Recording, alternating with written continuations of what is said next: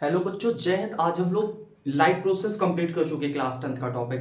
आज हम लोग नया टॉपिक स्टार्ट करेंगे, कंट्रोल एंड कोऑर्डिनेशन, नया चैप्टर। इस चैप्टर में हमको क्या क्या पढ़ना है? कंट्रोल एंड कोऑर्डिनेशन एक तो एनिमल में पढ़ना है, दूसरा कंट्रोल एंड कोऑर्डिनेशन प्लांट में पढ़ना है। अगली चीज क्या पढ़ना है? कंट्रोल एंड कोऑर्डिनेशन एनिमल में कैसे होता है। तो कंट्रोल एंड कोऑर्डिनेशन एनिमल में होता है दो चीज से, एक नर्वस सिस्टम, दूसरा एंडोक्राइन सिस्टम। नर्वस सिस्टम का मतलब होता है आपकी नर्व सेल, एंडोक्राइन सिस्टम का मतलब होता है हार्मोनल सिस्टम। जबकि प्लांट में कैसे कंट्रोल एंड कोऑर्डिनेशन होता है? तो प्लांट में जो कंट्रोल एंड कोऑर्डिनेशन होता है वो सिर्फ हार्मोन्स की मदद से होता है। प्लांट के पास नर्वस सिस्टम वगैरह नहीं होता।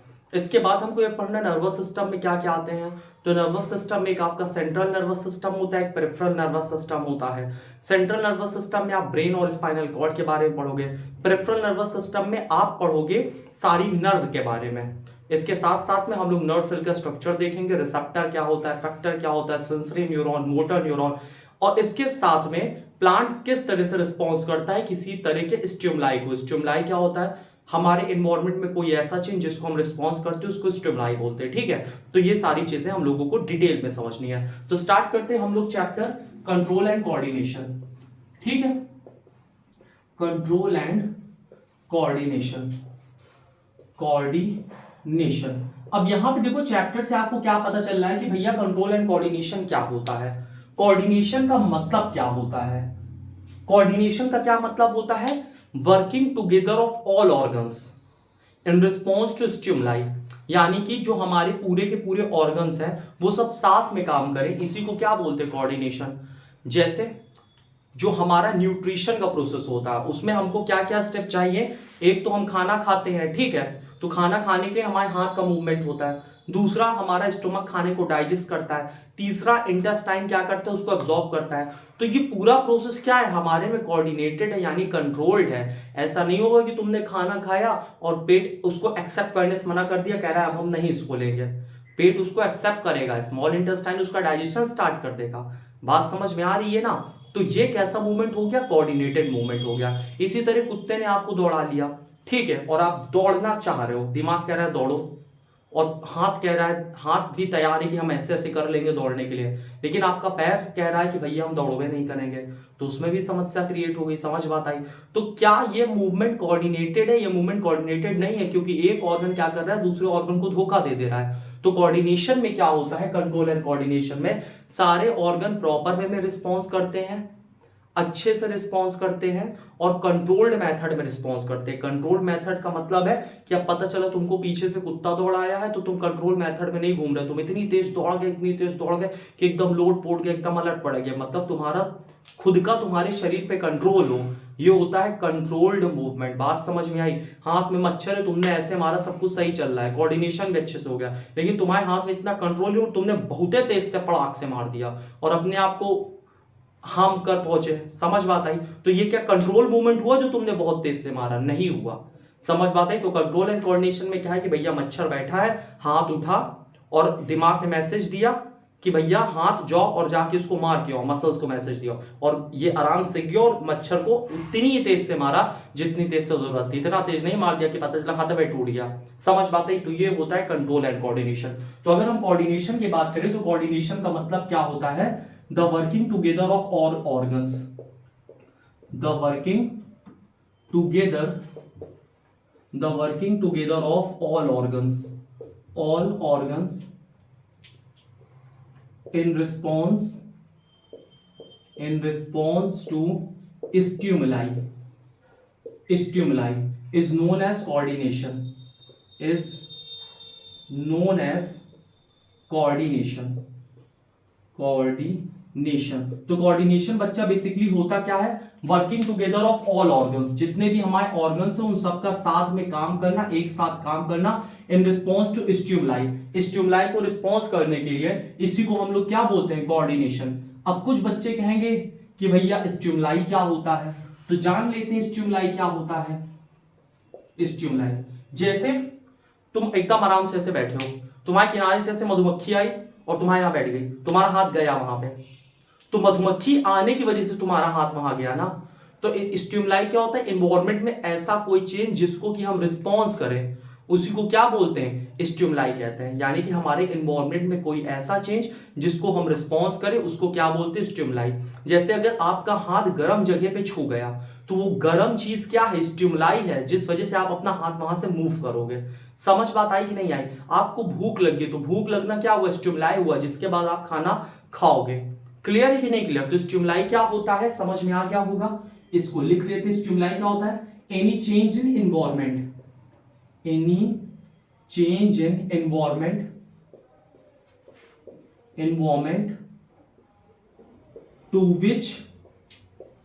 to which we response is called stimuli।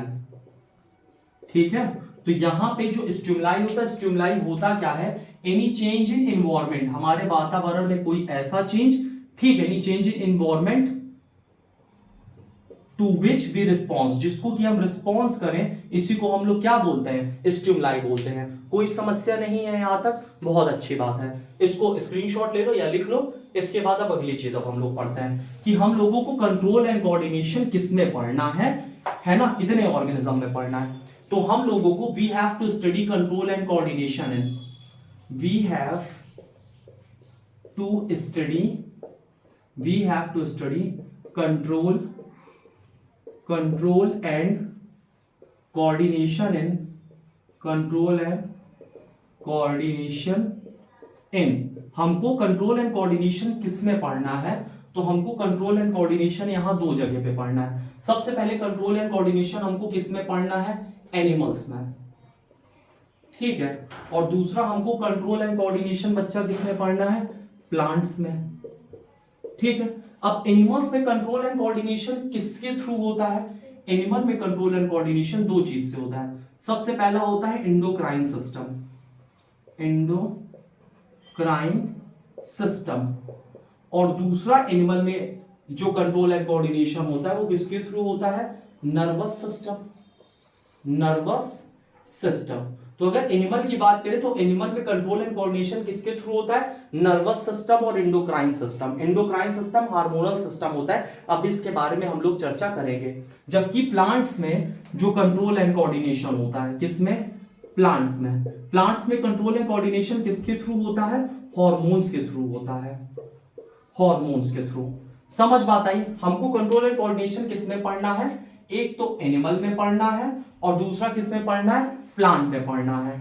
Animal में कंट्रोल एंड कोऑर्डिनेशन किसके थ्रू होता है, नर्वस सिस्टम के थ्रू और एंडोक्राइन सिस्टम के थ्रू। जबकि प्लांट पे कंट्रोल एंड कोऑर्डिनेशन किसके थ्रू होता है, प्लांट पे कंट्रोल एंड कोऑर्डिनेशन हार्मोन से होता है। इसमें कोई दिक्कत नहीं है। सबसे पहले प्लांट को निपटा देते हैं, उसमें हार्मोन्स के थ्रू कैसे क्या होता है। अच्छा, प्लांट के पास दिमाग नहीं होता, प्लांट के पास नर्वस सिस्टम नहीं होता। समझ बात आई? प्लांट जो भी रिस्पॉन्स करता है किसके थ्रू करता है, हार्मोन्स के थ्रू करता है। इसके साथ साथ में प्लांट अपने ऑर्गन्स को मूव करवाता है, ठीक है। तो प्लांट कैसे रिस्पॉन्स करता है, हार्मोन्स के थ्रू। और प्लांट हार्मोन्स को बोलते हैं हम लोग फाइटो हार्मोन्स। ये पहला पॉइंट है, फाइटो हार्मोन्स। फाइटो हार्मोन्स का क्या मतलब होता है बच्चा, प्लांट हार्मोन। और प्लांट हार्मोन कितने तरह के होते हैं, 5 मेन पढ़ना है, ठीक है, 3, 4, 5। सबसे पहला हार्मोन है ऑक्सिन, दूसरा हार्मोन है जिबरलिन, ऑक्सिन जिबरलिन, ठीक है। तीसरा है साइटोकाइनिन, चौथा है एब्सिसिक एसिड या इसको एबीए कहते हैं, और 5वां है इथाइलिन यानी कि C2H4, ठीक है। तो यहां पे 5 तरह के प्लांट हार्मोन है, auxin, gibberellin, cytokinin, abscisic acid और इथिलीन। इथिलीन का फॉर्मूला क्या होता है, C2H4, सही है। तो यहां पे प्लांट हार्मोन्स कितने हैं, 5। प्लांट हार्मोन्स को फाइटो हार्मोन्स भी कहते हैं। इसमें कौन कौन सा हार्मोन हो गया, auxin, gibberellin, cytokinin, abscisic acid, ethylene. Ethylene के बारे में एक इंपॉर्टेंट पॉइंट है, ये आपके सिविल वगैरह में क्वेश्चन पूछा जाता है। ऐसा कौन सा प्लांट हार्मोन है जो गैसियस होता है, तो इथिलीन है। तो इथिलीन क्या है, gaseous plant hormone, gaseous plant hormone. अच्छा, आप लोगों ने देखा होगा कि फल को एक टोकरी में रखते हैं तो फल जल्दी पक जाते हैं। साथ में अगर फल को रखते हैं, या फल को अगर भूसे में रख देते हैं या गेहूं में रख देते हैं तो फल जल्दी पक जाता है। रीजन इसका क्या होता है कि जो प्लांट के फ्रूट्स होते हैं ना वो क्या निकालते हैं, इथिलीन निकालते हैं, जो कि उनको पका देते हैं। समझ बात आई कि नहीं आई? तो जब आप उसको बोरी ओरी में रखते हो तो इथिलीन बाहर जाने नहीं पाती, इस वजह से फल जल्दी पक जाता है। ठीक है, तो ये फल वगैरह को पकाने में मदद करता है और कैसा हार्मोन है, गैसियस प्लांट हार्मोन है। और यहाँ पे ये जो एबीए है, एब्सिसिक एसिड, इसको लिख लेना एब्सिसिक एसिड, एबीए, ये ग्रोथ इनहिबिटर है। देखो हमारा शरीर 3 तरीके से चलता है। एक तो हमारे शरीर में शुरू में ग्रोथ होती है, फिर ग्रोथ स्टेबल होती है, फिर ग्रोथ कम होती है, यानी हम बूढ़े हो जाते हैं। ये सब कोऑर्डिनेशन कौन करता है हमारी बॉडी में? हार्मोन करता है। हार्मोन पहले हमको यंग बनाता है, फिर हमको स्टेबल करता है, फिर हमको बूढ़ा बना देता है। तो प्लांट में पूरा का पूरा चीज सब कुछ कौन कंट्रोल करता है? हार्मोन्स कंट्रोल करते हैं। ऑक्सिन ग्रोथ बढ़ाता है, जिबरलिन ग्रोथ में हेल्प करता है, साइटोकाइनिन ग्रोथ में हेल्प करता है। लेकिन एब्सिसिक एसिड, ये वाला हार्मोन है, ये क्या करता है? ग्रोथ को रोक देता है। इसको बोलते हैं ग्रोथ इनहिबिटर हार्मोन। इसका फायदा होता है कि नुकसान होता है? इसका फायदा भी होता है, नुकसान भी होता है। नुकसान तो ये कि प्लांट बेचारा मतलब बूढ़ा वगैरह हो गया। फायदा ये कि जो सीड होता है, सीड में जो डोरमेंसी होती है ना, तो डोरमेंसी वगैरह में ये हेल्प करता है। ठीक है, तो ये सारी चीजें एब्सिसिक एसिड के बारे में, इसको जब हम पढ़ेंगे तो वहां पे और डिटेल में पढ़ेंगे। ठीक है, प्लांट हार्मोन्स आप लोग नोट कर लो, तो इसके बारे में फिर हम लोग आगे बात करते हैं। ठीक है, वेरी गुड। अगली चीज अब हम लोग पढ़ते हैं, अब थोड़ा ह्यूमन की तरफ चलते हैं। ह्यूमन के नर्वस सिस्टम की बात करते हैं और एंडोक्राइन सिस्टम की बात करते हैं। ये कहां पे, अब समझते हैं ह्यूमन का नर्वस सिस्टम। अब इसके बाद नर्वस सिस्टम में क्या क्या होता है ये समझो। Human nervous system consist of, क्या होता है? Human nervous system consist of nerve cell. Nerve cell, तो पहला पॉइंट क्या है? ह्यूमन नर्वस सिस्टम में क्या होता है? नर्व सेल प्रेजेंट होता है। ठीक है, और नर्व सेल क्या होती है? It is the longest cell of the body. It is the longest cell of the body, सबसे लंबी सेल होती है बॉडी की। It is not dividing cell. ठीक है, तो ये जो नर्वस सेल होती है ये नॉन डिवाइडिंग सेल होती है। तो अगला पॉइंट क्या है? It is non dividing cell. Nervous cell क्या होती है? Non dividing cell. सबसे पहला पॉइंट क्या है? Human nervous system consist of nerve cell. Human nervous system में क्या होती है? नर्व सेल होती है। दूसरा point, it is longest cell of the body, ये हमारे बॉडी की सबसे लंबी सेल होती है। तीसरा, it is non dividing cell. जो हमारी नर्वस सिस्टम की सेल होती है ना, ये कैसी होती है? नॉन डिवाइडिंग होती है, यानी कि बार बार हमारी ये जो सेल होती है ये डिवाइड नहीं करती। तो ये बात किसके बारे में हो गई? नर्वस सिस्टम के बारे में हो गई। इसके बारे में और क्या क्या बातें हैं ये समझो। It is responsible for the conduction of nerve impulse. It is responsible for the conduction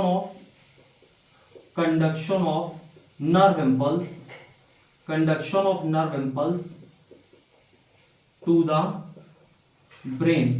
ठीक है, तो नर्वस सिस्टम किस लिए रिस्पॉन्सिबल होता है? कंडक्शन ऑफ नर्व इंपल्स के लिए। ठीक है, ये मैसेज को ट्रांसफर करता है, कहां पे ट्रांसफर करता है? ब्रेन तक ट्रांसफर करता है। तो क्या क्या पढ़ा हमने? नर्वस सिस्टम में नर्व सेल होता है, लॉन्गेस्ट सेल होती है, नॉन डिवाइडिंग सेल होती है, और ये किस चीज के लिए रिस्पॉन्सिबल होती है?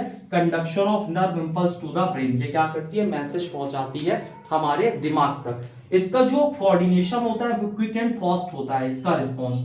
तो it's response is quick and fast.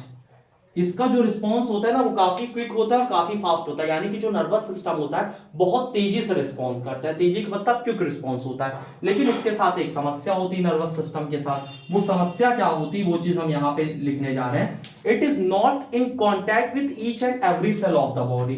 ठीक है, it is not in contact with each and every cell of the body. Each and every cell of the of the body. अब जब ये हमारे सारे बॉडी के सेल के कांटेक्ट में नहीं रहती तो ये सारे बॉडी सेल को कमांड भी डायरेक्ट नहीं दे सकती, तो इसको कोई ना कोई चाहिए जिसके ये थ्रू कमांड दे दे। इस वजह से हमारे में कौन सा सिस्टम डेवलप हुआ, हार्मोनल सिस्टम या एंडोक्राइन सिस्टम। ठीक, इसी वजह से हमारे बॉडी में कौन सा सिस्टम डेवलप हुआ, हार्मोनल सिस्टम, या जिसको हम लोग बोलते हैं एंडोक्राइन सिस्टम, एंडोक्राइन सिस्टम। इस वजह से हमारे बॉडी में डेवलप हुआ। ठीक है, नर्वस सिस्टम हमारे बॉडी के हर सेल के कांटेक्ट में नहीं रहती, इसी वजह से हमारे बॉडी में हार्मोनल सिस्टम या एंडोक्राइन सिस्टम यहाँ पे डेवलप हो गया। इसके बाद नर्वस सिस्टम कितने पार्ट में डिवाइडेड है और नर्वस सिस्टम में क्या क्या चीजें होती हैं इसके बारे में समझते हैं। इसका थोड़ा स्क्रीनशॉट वगैरह ले लो, ले लिए, बहुत सही। अब नर्वस सिस्टम में क्या क्या चीजें होती हैं तो ये अब हम लोग थोड़ा देख लेते, फिर हम लोग पढ़ते हैं एंडोक्राइन सिस्टम के पास। तो nervous system consist of, nervous system में क्या क्या होता है, सबसे पहले होता है सेंट्रल नर्वस सिस्टम और पेरिफेरल नर्वस सिस्टम। ठीक है, नर्वस सिस्टम में क्या क्या चीजें आती है, दो चीज आती है, एक सेंट्रल नर्वस सिस्टम और peripheral nervous system. Central nervous system में क्या होता है, brain and spinal cord, spinal cord. ठीक है, सेंट्रल नर्वस सिस्टम में दो चीज आती हैं, ब्रेन आती है और स्पाइनल कॉर्ड आती है। जबकि पेरिफेरल नर्वस सिस्टम में क्या होती है, it consist of all nerve of the body. Peripheral nervous system में क्या होती है, जो भी हमारे बॉडी में पूरी की पूरी नर्व होती है उन सबको मिला के क्या होता है, पेरिफेरल नर्वस सिस्टम। ठीक, तो यहाँ पे दो चीजें आप लोगों को समझनी है, एक सेंट्रल नर्वस सिस्टम, दूसरा peripheral nervous system. Central nervous system में क्या क्या चीजें आती हैं, दो चीजें, एक ब्रेन आती है, दूसरी स्पाइनल कॉर्ड आती है। पेरिफेरल नर्वस सिस्टम में क्या आता है, it consist of all the nerve cell of the body. समझ बात आ रही कि नहीं आ रही, इसमें कोई समस्या तो नहीं है। एक पॉइंट यहां पे और ऐड कर लो कि ये जो नर्वस सिस्टम होता है, नर्वस सिस्टम एक काम और करता है। नर्वस सिस्टम जो भी अपना फंक्शन होता है किसके थ्रू कोऑर्डिनेट करता है, मसल्स के थ्रू कोऑर्डिनेट करता है। तो अगला पॉइंट क्या है, नर्वस सिस्टम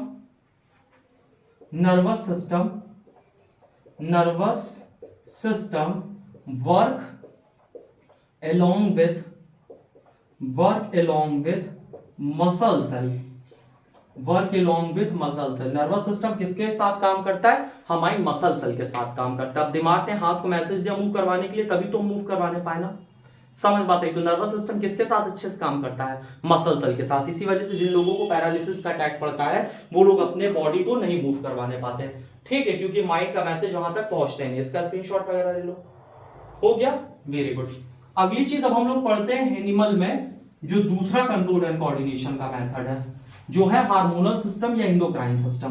तो उसको हम लोग थोड़ा सा डिटेल में देखते हैं। ठीक है, तो ये हो गया नर्वस सिस्टम, दूसरा हो गया एंडोक्राइन सिस्टम। तो अगला देखते हैं एंडोक्राइन सिस्टम। एंडोक्राइन सिस्टम, अच्छा बच्चे, ये एंडोक्राइन सिस्टम में क्या होता है, endocrine system it consist of endocrine gland, it consist of endocrine gland. और एंडोक्राइन ग्लैंड क्या होती हैं, ये डक्टिलस ग्लैंड। अब आप कहोगे भैया एंडोक्राइन ग्लैंड क्या होती है, डक्टिलस ग्लैंड क्या होती है, जान लो इसके बारे में। लैंड नहीं है, ग्लैंड है, GLAND ग्लैंड। अब डक्टिलस ग्लैंड क्या होती है, या जिस ग्लैंड के पास डक्ट होता है वो क्या होती है, उसके बारे में थोड़ा समझ लो। ये वाला पार्ट थोड़ा रफ कर देते हैं। ठीक है, चलो, एंडोक्राइन सिस्टम क्या होता है, it consist of endocrine gland. इसमें एंडोक्राइन ग्लैंड होती है, एंडोक्राइन ग्लैंड डक्टिलस ग्लैंड होती है। एक और ग्लैंड हमारी बॉडी में होती है, एक्सोक्राइन ग्लैंड। तो दो तरह की ग्लैंड होती है, एंडोक्राइन, एक्सोक्राइन। एक्सोक्राइन ग्लैंड अपना सिक्रीशन किसके थ्रू रिलीज करती है, डक्ट के थ्रू। तो it release it's secretion through duct. ठीक है, तो ये कैसा सिक्रीशन हो गया, एक्सोक्राइन सिक्रीशन हो गया। जैसे पेट में प्रेजेंट होती है गैस्ट्रिक ग्लैंड का सिक्रीशन किसके थ्रू होता है, डक्ट के थ्रू होता है। पैंक्रियास का सिक्रीशन किसके थ्रू होता है, पैंक्रियाटिक डक्ट के थ्रू होता है। ठीक है, तो एक्सोक्राइन ग्लैंड क्या होती है, जो कि अपना सिक्रीशन रिलीज करती है किसके थ्रू, डक्ट के थ्रू। जबकि एंडोक्राइन ग्लैंड क्या होती है, ये डक्टिलस ग्लैंड होती है। तो ये अपना सिक्रीशन डायरेक्टली कहां रिलीज करती है, तो endocrine gland release its secretion directly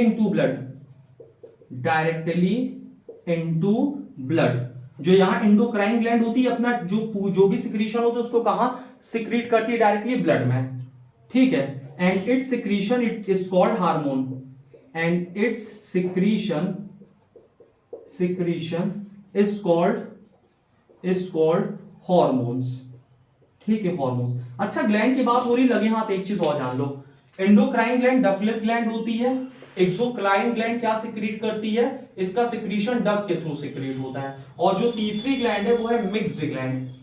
mixed gland क्या होती है, ये एक्सोक्राइन भी होती है और एंडोक्राइन भी होती है। जैसे पैंक्रियास मिक्स्ड ग्लैंड है, पैंक्रियास पैंक्रियाटिक जूस निकालता है तो एक्सोक्राइन ग्लैंड है, और जब पैंक्रियास हार्मोन निकालता है जैसे इंसुलिन, ग्लूकेगॉन, तो वो कैसी ग्लैंड है, एंडोक्राइन ग्लैंड है, ठीक है। तो ये चीज नोट कर लेना, बाकी इसको रफ करने जा रहे हैं। ये इसकी चर्चा तुम्हारे सिलेबस में नहीं है, मतलब थोड़ा थोड़ा लेकिन छिपे हुए उसमें, ये मेन है तुम्हारा एंडोक्राइन ग्लैंड, और आपको एनसीईआरटी ही पढ़ना और बाकी परेशान नहीं होना। एंडोक्राइन ग्लैंड क्या है, it consist of, endocrine system में एंडोक्राइन ग्लैंड होती है, कैसी ग्लैंड है, डक्टिलस ग्लैंड है। ये अपना सिक्रीशन कैसे रिलीज करती है, it release it secretion directly into the blood, ये खून में अपना सिक्रीशन सिक्रीट करती है, और इसका सिक्रीशन का क्या नाम है, हार्मोन्स। हार्मोन्स के बारे में हम लोग जानते हैं हार्मोन्स क्या होता है, कैसे होता है। तो हार्मोन्स के बारे में पहला पॉइंट है, हार्मोन्स क्या है। हार्मोन्स क्या है, तो हार्मोन्स एक केमिकल मैसेंजर है, ठीक है। Hormones are the non nutrient chemical messenger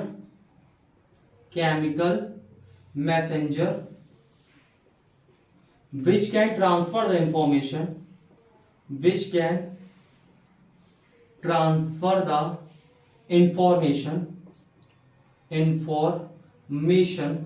from one part of body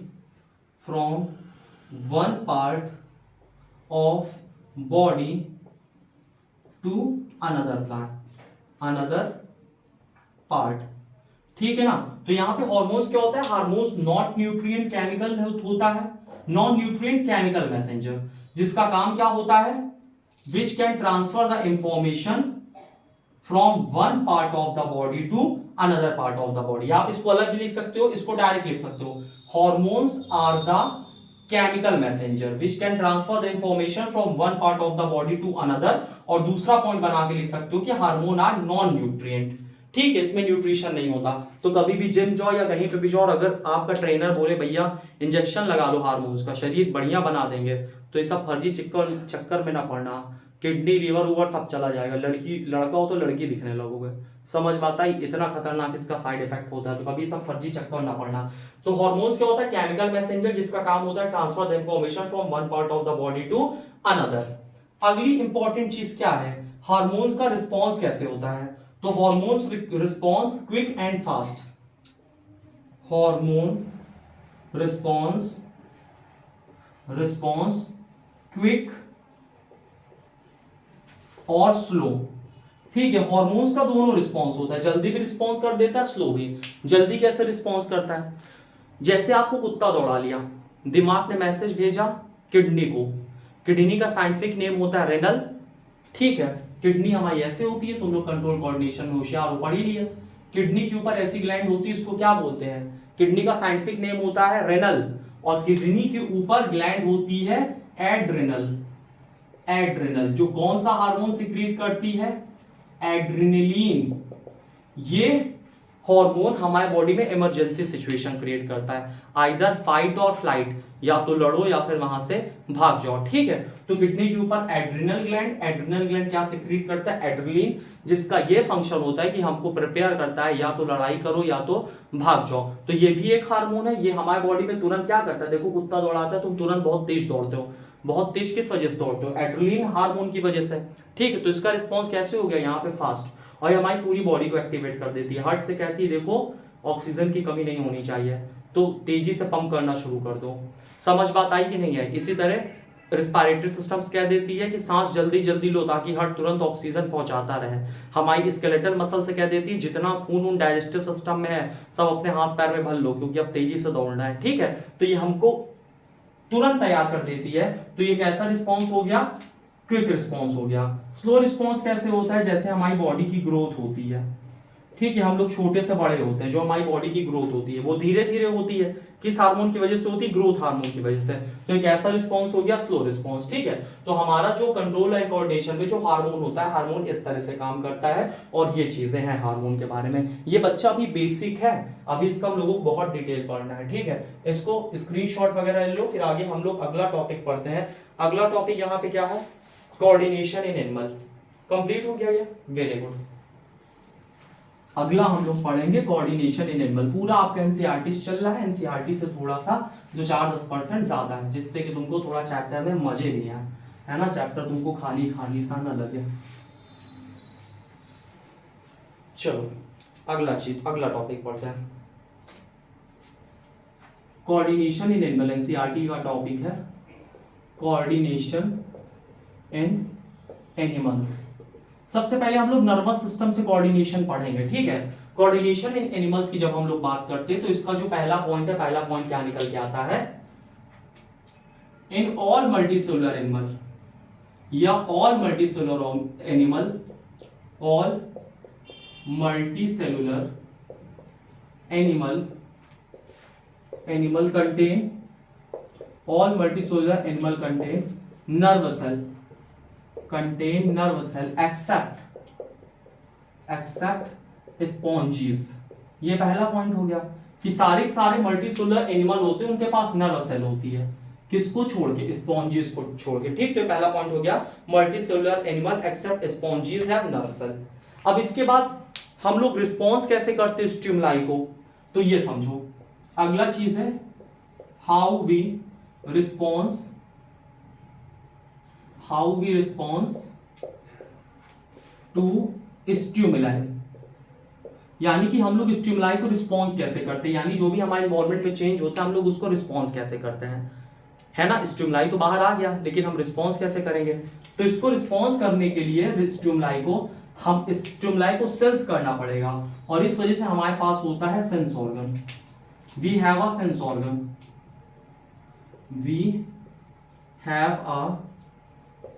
sense organ which contains various receptor। हमारे पास क्या होता है, सेंस ऑर्गन, हमारे सेंस ऑर्गन में रिसेप्टर होता है। तो we have sense organ which contains various receptors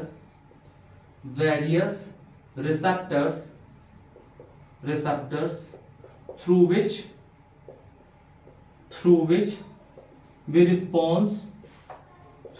we response to stimuli, ठीक है। हमारे पास सेंस ऑर्गन होता है और हमारे सेंस ऑर्गन में अलग अलग रिसेप्टर होते हैं जिसके थ्रू हम क्या करते हैं, रिस्पॉन्स करते हैं स्टिमुलाई को। रिसेप्टर क्या होता है, receptor are the special cell,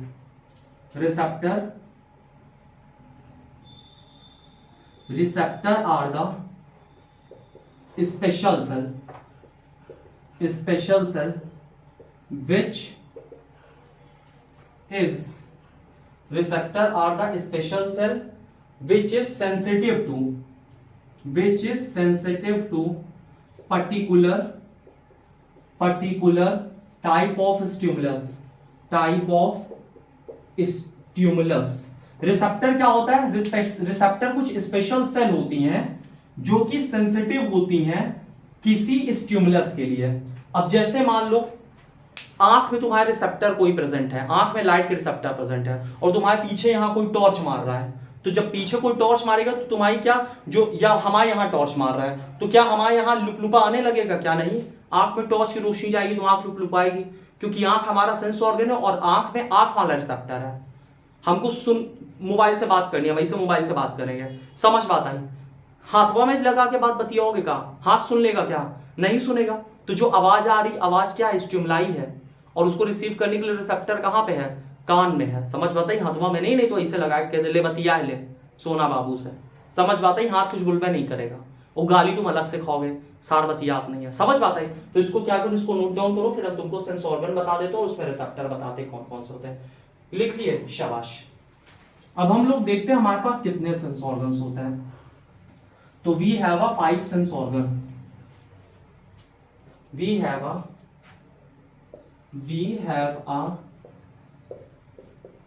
5 sense organs. हमारे पास 5 सेंस ऑर्गन होता है। सबसे पहला आईज, दूसरा ईयर, तीसरा नोज, चौथा स्किन, पांचवा टंग। तो हमारे पास यहाँ पे 5 अलग अलग तरह के यहाँ पे क्या होते हैं, ये क्या है, सेंस ऑर्गन है। और इन सारे सेंस ऑर्गन में कौन कौन सा रिसेप्टर होता है। आंख से हम लोग देखते हैं और तुम लोग कहते हो कि नागिन आंख से देखते हो फोटो खींच लेती है। समझ बात आई? तो आंख में फोटो खींचती है ना नागिन, तो आंख में कौन सा रिसेप्टर है, फोटो रिसेप्टर, फोटो रिसेप्टर। और तुम लोग ईयर से क्या करते हो, फोन में बात करते हो, तो कान में कौन सा रिसेप्टर है, फोनो रिसेप्टर। नाक, नाक से तुम क्या करते हो, स्मेल करते हो, तो नाक में कौन सा है, ऑल्फैक्टरी रिसेप्टर। अगर आपने एसिड बेस एंड सॉल्ट वगैरह नहीं पढ़ा तो आप वो भी पढ़ सकते हो, है ना, प्लेलिस्ट में है, या वीडियो चेक कर लेना है इसी चैनल पे। नोज में कौन सा रिसेप्टर है, ऑल्फैक्टरी रिसेप्टर। स्किन में thermo receptor, thermo receptor. Thermo receptor का मतलब ये टेम्परेचर बताता है, टेम्परेचर, टेम्परेचर यानी स्किन में अगर कहीं पे भी ठंडा गर्म लगता है तो पता चल जाता है। और टंग में कौन सा होता है, टंग से टेस्ट पता करते हैं ना, तो गस्टेटरी रिसेप्टर। आपको यहां 2 रिसेप्टर एनसीईआरटी में दिया है, ऑल्फैक्टरी रिसेप्टर और टंग वाला गस्टेटरी रिसेप्टर। आप ये वाला खूब अच्छे से लर्न कर लेना, बोर्ड कॉम्पिटिशन में खूब पूछा जाता है। आई में कौन सा रिसेप्टर, फोटो रिसेप्टर। ईयर में कौन सा, फोनो रिसेप्टर। नोज में कौन सा, ऑल्फैक्टरी रिसेप्टर। स्किन में कौन सा, थर्मो रिसेप्टर। टंग में कौन सा, गस्टेटरी रिसेप्टर। अब रिसेप्टर में क्या होती है, केमिकल रिएक्शन होती है, और वो केमिकल रिएक्शन से फिर आगे नर्व सेल में मैसेज चला जाता है। अब हम लोग थोड़ा सा समझते हैं conduction of nerve impulse. Complete? शाबाश। अब हम लोग ये देखते हैं कि जब भी कोई चीज कुछ रिसेप्टर में आता है तो वो हमारे दिमाग तक कैसे पहुंचता है और दिमाग से वापस कैसे आता है। ठीक है, तो इस चीज को हम लोग थोड़ा सा समझते हैं, जिसको हम लोग बोलते हैं conduction of nerve impulse. Conduction, सबसे पहले जनरेशन, पहले नर्व इंपल्स जनरेट होगा ना, तो generation and conduction of nerve impulse, nerve impulse, IMPULSE। Generation and conduction of nerve impulse. Nerve impulse generate कैसे होती है और कंडक्ट कैसे होती है। जैसे मान लो कि यहां पे ये आंख है, आंख में क्या है, रिसेप्टर। जब भी रिसेप्टर में किसी तरह का कोई स्टिमुलाई आता है तो यहां पे क्या होती है, केमिकल रिएक्शन। स्टिमुलाई में क्या होता है, केमिकल रिएक्शन। RxN का मतलब रिएक्शन होता है। तो जब भी आंख क्या है, हमारा सेंस ऑर्गन है, हमारे सेंस ऑर्गन में रिसेप्टर है, रिसेप्टर में स्टिमुलाई आया, स्टिमुलाई से क्या जनरेट होता है, स्टिमुलाई से केमिकल रिएक्शन होती है, और केमिकल रिएक्शन से क्या जनरेट होता है, इलेक्ट्रिकल इंपल्स, इलेक्ट्रिकल इंपल्स। और फिर ये इलेक्ट्रिकल इंपल्स कहां जाता है ये समझो, ये हमारा नर्व सेल है। आपको पता है लॉन्गेस्ट सेल होता है बॉडी का और सबसे आसान होता है इसी को बनाना, ये नर्व सेल है। ठीक है, इसके बाद ये ऐसे साइनेप्टिक नॉब वगैरह हो गया, ये इस तरह से है। इसके बाद ये यहाँ पे ऐसा स्ट्रक्चर होता है, समझते हो आराम से, टेंशन नहीं लेना, है ना। ये क्या होता है, डेंड्राइट्स, डेंड्राइट्स। इसके बाद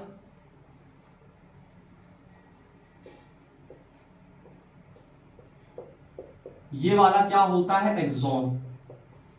एक्सॉन के ऊपर प्रोटेक्टिव कवरिंग किसकी होती है, माइलिन शीथ, माइलिन शीथ। ये हमारा नर्व सेल है। माइलिन शीथ क्या होती है, protective covering, protective covering over axon. ठीक है, तो ये हो गया क्या, हमारी माइलिन शीथ हो गई। इसके बाद यहां पे क्या है, यहां पे है नर्व एंडिंग, नर्व एंडिंग। और जो गोला गोला स्ट्रक्चर है इसको बोलते हैं साइनेप्टिक नॉब, साइनेप्टिक नॉब, ठीक है। और साइनेप्टिक नॉब के अंदर ऐसे ऐसे गोल गोल स्ट्रक्चर होते हैं, इसको बोलते हैं साइनेप्टिक वेसाइकल। इसको क्या बोलते हैं? Synaptic vesicle. और साइनेप्टिक वेसाइकल के अंदर क्या भरा रहता है? न्यूरोट्रांसमीटर, न्यूरोट्रांसमीटर, ठीक है। साइनेप्टिक वेसाइकल के अंदर क्या भरा होता है? न्यूरोट्रांसमीटर। अब देखो आगे समझो, केमिकल रिएक्शन हुई, ठीक है। केमिकल रिएक्शन से क्या हुआ? रिसेप्टर ने स्टिमुलाई रिसीव किया, केमिकल रिएक्शन हुई, केमिकल रिएक्शन से electrical impulse, electrical impulse receive कौन करता है? डेंड्राइट्स। तो डेंड्राइट्स का फंक्शन क्या हो गया? It receives the electrical impulse, electrical impulse. अब इलेक्ट्रिकल इंपल्स डेंड्राइट ने रिसीव किया, तो इससे ये कहां पहुंचा? Cell body. ये क्या है? सेल बॉडी है। तो डेंड्राइट्स ने क्या किया? इलेक्ट्रिकल इंपल्स रिसीव किया, इसको हम डाल लेते हैं नंबर 1। यहां से ये कहां पहुंचा? Cell body number 2। ये न्यूक्लियस है, इसको लिखने की कोई जरूरत नहीं। डेंड्राइट से क्या किया? Receive the electrical impulse. तो क्वेश्चन एनसीईआरटी में है, who receive the electrical impulse? Dendrites receive the electrical impulse. इसके बाद इलेक्ट्रिकल इंपल्स कहां जाता है? सेल बॉडी, ठीक है। तो डेंड्राइट से इलेक्ट्रिकल इंपल्स कहां गया? Cell body. सेल बॉडी से कहां गया? एक्सॉन। एक्सॉन से कहां गया? Nerve ending. तो इलेक्ट्रिकल इंपल्स रिसीव कौन करता है? डेंड्राइट्स। डेंड्राइट से कहां जाता है? Cell body. सेल बॉडी से कहां जाता है? एक्सॉन। एक्सॉन से कहां जाता है? Nerve ending. और जैसे इलेक्ट्रिकल इंपल्स नर्व एंडिंग पे पहुंचता है, यहां पे एक और नर्व सेल इस तरह से लगा होता है, ठीक है। और यहां पे थोड़ा सा गैप होता है, इस गैप को बोलते हैं साइनैप्स। साइनैप्स, अभी इसके बारे में हम लोग चर्चा करेंगे। यहां पे साइनेप्टिक वेसाइकल है, जैसे ही मैसेज नर्व एंडिंग पे पहुंचता है, यहां पे साइनेप्टिक वेसाइकल कुछ केमिकल रिलीज करता है, ठीक है। साइनेप्टिक वेसाइकल यहां कुछ केमिकल रिलीज करता है, इसको बोलते हैं न्यूरोट्रांसमीटर। न्यूरोट्रांसमीटर, यानी कि फिर से एनसीईआरटी कहता है मैसेज कौन रिसीव करता है? डेंड्राइट्स। फिर इसके बाद किस फॉर्म में रिसीव करता है? Electrical impulse. फिर मैसेज कहां गया? Cell body. सेल बॉडी से कहां गया? एक्सॉन। एक्सॉन से क्या गया? Nerve ending. नर्व एंडिंग पे साइनैप्स। तो साइनैप्स पे क्या होता है? न्यूरोट्रांसमीटर रिलीज होता है। और साइनैप्स पे एक चीज और होता है, इलेक्ट्रिकल सिग्नल। इलेक्ट्रिकल सिग्नल किस में कन्वर्ट हो जाता है? केमिकल सिग्नल में। केमिकल में, ठीक है। इलेक्ट्रिकल सिग्नल कहां कन्वर्ट होता है? केमिकल में, साइनैप्स पे। और साइनैप्स क्या होता है? Junction between two neuron. Junction between two neuron. Junction का मतलब साइनैप्स भले गैप है, लेकिन ये दो न्यूरॉन को क्या करता है? आपस में जोड़ता है। तो साइनैप्स क्या है? Junction between two neuron. इसके बाद ये केमिकल जाता है, और केमिकल यहां से जाके किसके कांटेक्ट में आता है? डेंड्राइट्स। और डेंड्राइट्स फिर से क्या करता है? इस केमिकल को किसमें कन्वर्ट कर देता है? Electrical impulse. तो यहां पे डेंड्राइट्स में क्या होता है? मैसेज इंफॉर्मेशन किस फॉर्म में रिसीव होती है? Electrical impulse. तो अनदर डेंड्राइट या dendrite of another neuron, dendrite of another neuron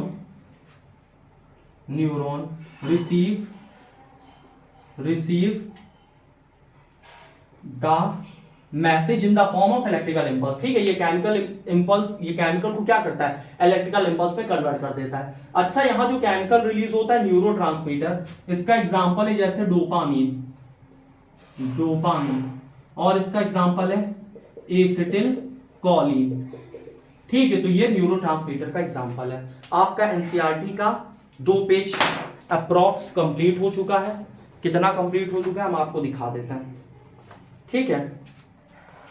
NCERT का आपका ये यहां तक कंप्लीट हो गया, 2 पेज। एक सेकेंड, चैप्टर कौन सा है तुम्हारा? Heredity and evolution, life processes. ये हेरिडिटी एंड इवोल्यूशन नहीं यार, कंट्रोल एंड कोऑर्डिनेशन है। आ गया कंट्रोल एंड कोऑर्डिनेशन में। आपका ये पेज पूरा कंप्लीट, आपका ये पेज पूरा कंप्लीट, ठीक है।